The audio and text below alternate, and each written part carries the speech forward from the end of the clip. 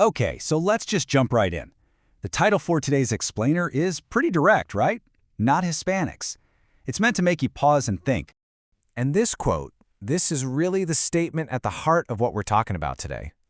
Now, a phrase like "stop calling Mexicans Hispanic" can definitely feel a little confrontational, a little sharp.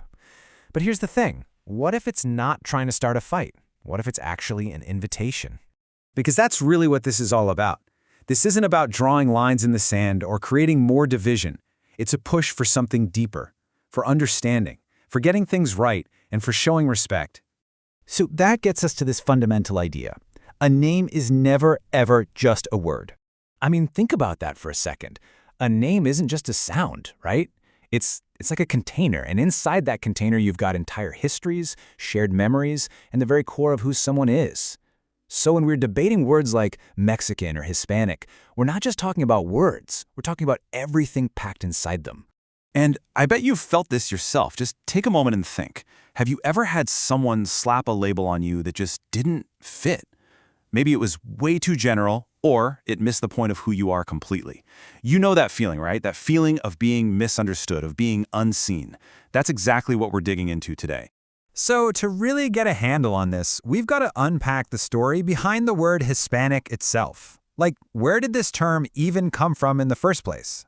Well, Hispanic is what we call a broad label. It's this huge general category that's designed to lump a whole bunch of different people together. Think of it like a giant umbrella. It's useful if you're trying to count a large group of people, but it tells you almost nothing about who each person is standing under that umbrella. And you know, its origins are, well, pretty practical, almost clinical.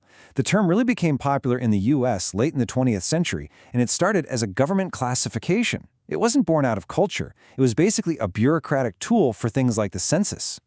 And this right here, this is the absolute crux of the issue. The word Hispanic literally comes from Hispania, which was the Roman name for Spain. So by its very definition, the term puts Spain, the European colonizer, front and center. And when you do that, you can accidentally push the incredibly rich and diverse indigenous and African histories of Latin America into the background.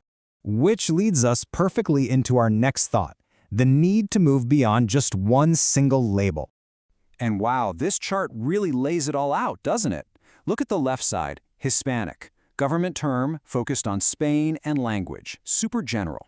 Now look at the right, Mexican. Here we're talking deep, deep history and culture, specific ancestry, unique traditions. It's intensely personal. You see the difference? One's a box, the other's a whole universe.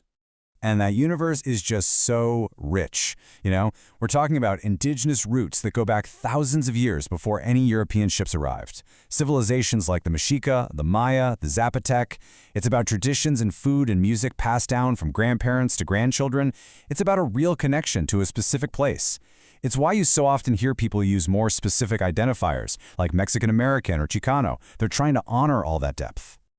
Okay, so now that we have all this context, the big question is, what do we do about it?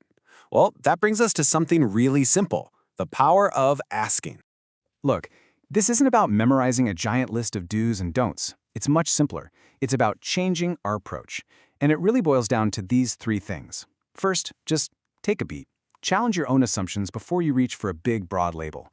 Second, and this is the easiest part, just ask. A simple, genuine, how do you identify goes such a long way. And third, and this is key, really listen to their answer. Honor the story they choose to share with you. Because at the end of the day, it all comes down to this one powerful truth. Identity is not something we get to assign to other people. That's not our job. It's something each and every person has the fundamental right to define for themselves. Full stop. And that brings us to our final thought for today. Let's flip this around for a second and ask, what's in your name? You know, every one of our names, every label we choose for ourselves, they all tell these incredible stories. Stories of where we come from, what our ancestors survived, what makes us proud. So when we take that extra second to get it right for someone else, we're doing so much more than just being polite. We're actually seeing them. We're acknowledging their whole story, their full humanity. So I'll leave you with this question to think about. Forgetting about labels for just a moment. In your everyday life, how can you create a little more space to honor the full, messy, beautiful story of the people you meet?